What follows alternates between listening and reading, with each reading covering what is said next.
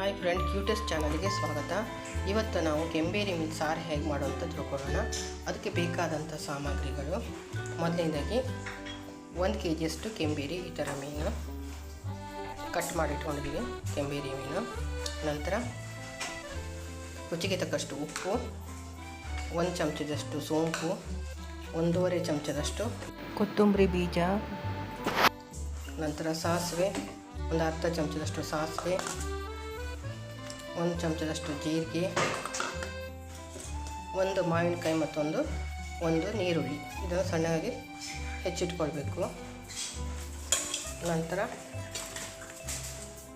1 ಚಮಚದಷ್ಟು ಒಣಮೆಣಸಿನಕಾಳು ಮತ್ತು ಒಂದು 10 ಒಣಮೆಣಸು, ಒಂದು ಅರ್ಧ ಕಡಿಯಷ್ಟು ಕಾಯಿ, ನಂತರ ಒಂದು 8 ರಿಂದ 10 ಬೆಳ್ಳುಳ್ಳಿ ಮತ್ತು 1 ಚಮಚದಷ್ಟು ಅರಿಶಿನ ಹುಡಿ.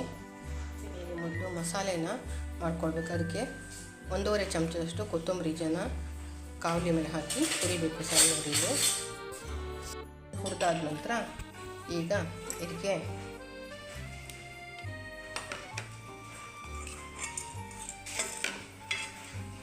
ಜೀರಿಗೆ, 1 ಚಮಚದಷ್ಟು ಜೀರಿಗೆ, ನಂತರ ಸಾಸಿವೆ, ಒಂದು ಅರ್ಧ ಚಮಚದಷ್ಟು ಸಾಸಿವೆ, ನಂತರ ಸೋಂಪು, 1 ಚಮಚದಷ್ಟು ಸೋಂಪು, ನಂತರ ಒಣ ಮೆಣಸಿನಕಾಳು 1 ಟೀ ಸ್ಪೂನಷ್ಟು, 1 ಚಮಚದಷ್ಟು. ಇದನ್ನು ಚೆನ್ನಾಗಿ ಹುರ್ಕೊಳ್ಬೇಕು. ಇದು ಹುರಿದಾದ ನಂತರ ಈಗ ಚಟಚಟ ಅಂತ ಹುಡ್ತದೆ ನೋಡಿ, ಈ ರೀತಿ ಕೊಟ್ಟಬೇಕು ಸಾಮಾನುಗಳೆಲ್ಲ. ಆವಾಗ ಸಾಸಿವೆ ನೋಡಿ ಈ ರೀತಿ ಕೊಟ್ಟಬೇಕು ಪಟ ಅಂತ. ಆವಾಗ ಸಾಮಾನುಗಳೆಲ್ಲ ಪರ್ಫೆಕ್ಟಾಗಿ ಹುರಿಯುವ ಅಂತ ಅರ್ಥ. ಸಾಮಾನುಗಳೆಲ್ಲ ಹುಟ್ಟುವಂಥ ಸಾಮಾನುಗಳನ್ನ ಈಗ ನಾವು ಕಾಯಿ ಇಟ್ಕೊಂಡಿದ್ದೀವಿ, ಒಂದು ಕಡೆ ಕಾಯಿ ಅದಕ್ಕೆ ಹಾಕಬೇಕು. ನಂತರ ಕಾವಲಿಗೆ ಒಣಮೆಣಸು, ಒಂದು 10 ಒಣಮೆಣಸನ್ನು ಸ್ವಲ್ಪ ಹುರ್ಕೊಳ್ಬೇಕು ಚೆನ್ನಾಗಿ. ಒಣಮೆಣಸು ಈ ರೀತಿ ಚೆನ್ನಾಗಿ ಹುರ್ಕೊಳ್ಬೇಕು, ಕಪ್ಪಾಗಬಾರ್ದು. ಸಣ್ಣ ಉರಿಯಲ್ಲೇ ಚೆನ್ನಾಗಿ ಹುರ್ಕೊಳ್ಬೇಕು.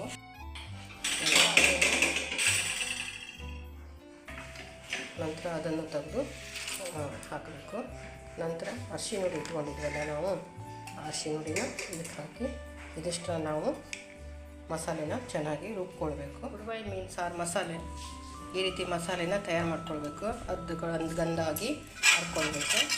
ಇದು ಚೆನ್ನಾಗಿ ಗಂಧ ಮಾಡಿ ಹರ್ಕೊಳ್ಬೇಕು. ಅದರ ನಂತರ ಇದಕ್ಕೆ ನೀರುಳ್ಳಿ, ನಾವು 1 ನೀರುಳ್ಳಿನ ಹಾಕಿದ್ವಿ. ನಂತರ 1 ಮಾವಿನಕಾಯಿನ ಹಾಕಬೇಕು. ಮತ್ತು ಹಸಿಮೆಣಸು, 1-2 ಹಸಿಮೆಣಸನ್ನು ಸಿಗಿದಿಟ್ಕೊಂಡಿದ್ದೀನಿ. ಖಾರಕ್ಕೆ ಖಾರ ಅನ್ನೋದಕ್ಕಿಂತ ಒಂಥರ ಅದು ರುಚಿನೇ ಬೇರೆ ಕೊಡುತ್ತೆ. ಹಸಿಮೆಣಸು ಒಂಥರ ಟೇಸ್ಟ್ ಬೇರೆ ಹಾಕಬೇಕು. ನಂತರ ರುಚಿಗೆ ತಕ್ಕಷ್ಟು ಉಪ್ಪು ಹಾಕಬೇಕು. ನಾವು ಉಪ್ಪು ಅಂದರೆ ಮೀನಿಗೆ ಮೊದಲು ಕಲಸಿಟ್ಟಿರೋದ್ರಿಂದ ಸ್ವಲ್ಪ ಉಪ್ಪು ಹಾಕಿದ್ದೀನಿ. ಇದನ್ನು ಮತ್ತು ಸ್ವಲ್ಪ ನೀರು ಹಾಕಿ ಸ್ವಲ್ಪ ತೆಳು ಮಾಡ್ಕೊಂಡಿದ್ದೀವಿ ಈ ರೀತಿ. ಈಗ ಇದನ್ನು ನಾವು ಕುದಿ ಬರಲಿಕ್ಕೆ ಇಡ್ತೀವಿ. ಈಗ ಈ ಮಸಾಲೆನ ಗ್ಯಾಸ್ ಮೇಲೆ ಇಟ್ಟು ಸಣ್ಣ ಉರಿಯಿಟ್ಟು ಬೇಯಿಸ್ಕೊಳ್ಬೇಕು, ಕುದಿ ಬರ್ಸ್ಕೊಳ್ಬೇಕು. ನೀರುಳ್ಳಿ ಬೇಯೋ ತನಕ, ನೀರುಳ್ಳಿ ಬೆಂದಿದೆ ಅಂದರೆ ಕುದಿ ಬಂತಂತ ಅರ್ಥ. ಕುದಿ ಬಂದ ಮೇಲೆ ನೋಡಿ ಈ ರೀತಿ ಕುದಿ ಬಂತು. ಈಗ ನೀರುಳ್ಳಿ ಮತ್ತು ಮಾವಿನಕಾಯಿ ಹಾಕಿದ್ವಿ, ಹಸಿಮೆಣಸೆಲ್ಲ ಬೆಂದಿದೆ ಅಂತ ಅರ್ಥ. ಅದು ಬೆಂದರೆ ಈ ರೀತಿ ಕುದಿ ಬರುತ್ತೆ. ಈ ಕುದಿ ಬಂದ ನಂತರ ಈಗ ನಾವು ಬೇರೆ ಮೀನುಗಳನ್ನು ಒಂದೊಂದಾಗಿ ಹಾಕ್ತೀವಿ. ಇದು ಸಿಗಿರುತ್ತೆ, ಬಿಸಿಯಾಗಿರುತ್ತಲ್ಲ ಅದು ಮಸಾಲೆ ಎಲ್ಲ, ಅದಕ್ಕಾಗಿ. ಈ ಕೆಂಬೇರಿ ಮೀನಿಗೆ ನಾವು ಕೊಚ್ಚಿದ ಕೂಡಲೇ ಅದಕ್ಕೆ ಉಪ್ಪು ಹಾಕ್ತೋದು, ಕ್ಲೀನ್ ಮಾಡಿ ಉಪ್ಪು ಹಾಕಿಟ್ಟಿದ್ದೀವಿ. ಯಾಕಂದರೆ ಮೀನಿಗೆ ಉಪ್ಪು ಇಡಬೇಕಂತ. ನಂತರ ನಿಧಾನವಾಗಿ ಒಂದೊಂದೇ ಹಾಕ್ತೀವಿ. ಹೀಗೆ ಒಂದೊಂದೇ ಹಾಕಿ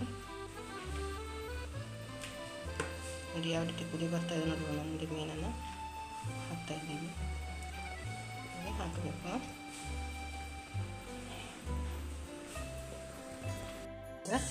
ಸೌಂಡ್ ಹಾಕಬಾರ್ದು. ಬಟ್ಟೆಯಲ್ಲೇ ಹಿಡ್ಕೊಂಡು, ಈ ರೀತಿ ಬಟ್ಟೆಯಲ್ಲೇ ಹಿಡ್ಕೊಂಡು ಹೀಗೆ ಅಲ್ಲಾಡಿಸ್ಬೇಕು ನಿಧಾನವಾಗಿ. ಇದರಿಂದ ಬುಡ ಹಿಡಿದಿಲ್ಲ, ಈ ಥರನೇ ಮಾಡಬೇಕು. ಯಾಕೆ ಮತ್ತು ಮೀನು ಹೋಳುಗಳು ಹುಡಿ ಆಗೋದು, ಯಾಕಂದರೆ ದೊಡ್ಡ ದೊಡ್ಡ ಹೋಳುಗಳಲ್ಲ. ಮತ್ತು ಕೆಂಬೇರಿ ಇದು ಮೀನು, ಹಾಗಾಗಿ ಅದಕ್ಕೆ ನಿಧಾನವಾಗಿಯೇ ಬಟ್ಟೆಯಲ್ಲೇ ಅಲ್ಲಾಡಿಸ್ಬೇಕು ಇದನ್ನು, ಮಸಾಲೆಗಳನ್ನು ಬುಡ ಹಿಡಿದಿದ್ದಂಗೆ. ಮತ್ತು ಒಂದು 5 ನಿಮಿಷ ಕುದಿ ಬರಲಿಕ್ಕೆ ಮುಚ್ಚಿಡಬೇಕು. ಸಣ್ಣ ಉರಿಲಿಟ್ಟು ಕುದಿ ಬರ್ಸ್ಬೇಕು ಇದನ್ನು. ಸಾರಿಗೆ ಒಗ್ಗರಣೆ ಹೇಗೆ ಹಾಕಬೇಕಂದ್ರೆ, ಈ ರೀತಿ ಬೆಳಗಲ್ ಸಿಗುತ್ತೆ. ಈ ಬೆಳಗಲನ್ನು ಕ್ಲೀನಾಗಿ ಚಂದ ಮಾಡಿ ತೊಳ್ಕೊಂಡು ಒಲೆಯಲ್ಲಿ ಕೆಂಡದಲ್ಲಿ ಇದನ್ನು ಹಾಕಿ ಉಗಿದಿಡಬೇಕು.